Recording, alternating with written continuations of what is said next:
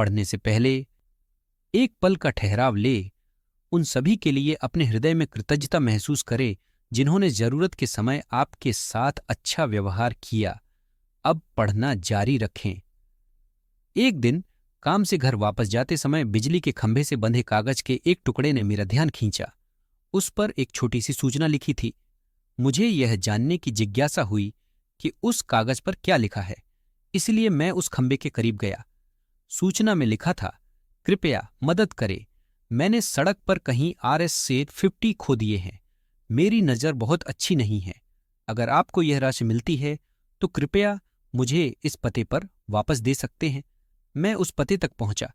यह एक दयनीय हालत की झोपड़ी थी जिसकी छत और खिड़कियां टूटी हुई थीं। झोपड़ी के बाहर एक कमजोर बुजुर्ग महिला बैठी थी। जैसे ही उसने मेरे कदमों की आहट सुनी, उसने पूछा, कौन है?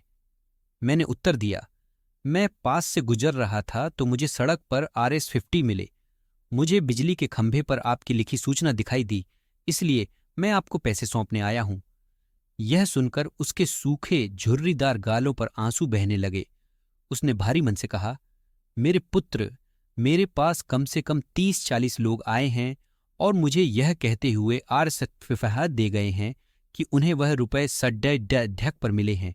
मैंने वह सूचना नहीं लिखी। मैं तो ठीक से देख भी नहीं पाती हूं और न ही पढ़ना लिखना जानती हूं। इससे पहले कि मैं कुछ कह पाता, मुझे अपने आंसुओं को नियंत्रित करने के लिए 1 सेकंड के लिए रुकना पड़ा।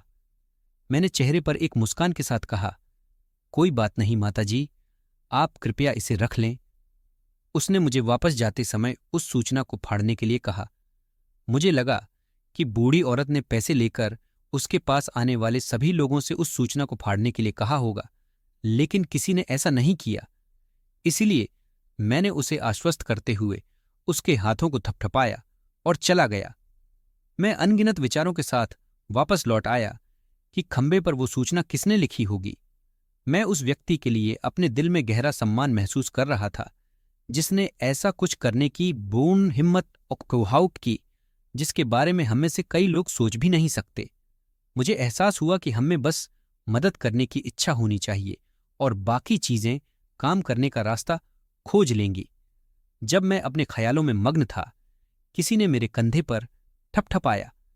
मैंने मुड़कर देखा कि एक युवक मुझसे पूछ रहा है, भाई, क्या आप इस पते को बताने में मेरी मदद कर सकते हैं? मुझे रास्ते में एक 50 रुपये का नोट मिला है और मैं इसे इसके मालिक को सौंपना चाहता हूं। यह दुनिया रहने के लिए एक बेहतर जगह होगी अगर हम न केवल अपने करीबी लोगों तक ही बल्कि किसी ऐसे व्यक्ति तक भी पहुंच पाएंगे जिसे वास्तव में मदद की जरूरत है। शुरुआत करने की इच्छा और पहल करने का जज्बा ही कुछ अलग करने को काफी है। हम किसी और के सोचने के तरीके या काम करने के तरीके को नहीं बदल सकते हैं, लेकिन हम स्वयं निश्चित रूप से कुछ अलग कर सकते हैं। जब भी मौका मिले, किसी का बोझ हल्का करें। यह अटल सत्य है कि जो लगातार देता रहता है वह कभी खाली नहीं होता। अपना वो सब उन लोगों के साथ साझा करें जो इसे वहन नहीं कर सकते, क्योंकि उदारता हमारा स्वाभाविक धर्म है। समाज तभी बदल सकता है जब हम उसे बदलना चाहते हैं, और जब हम बदलते हैं तो समाज पहले ही उस हद तक बदल चुका होगा। अपने कार्यों में अपने हृदय की अच्छाई को प्रतिबिंबित होने दें।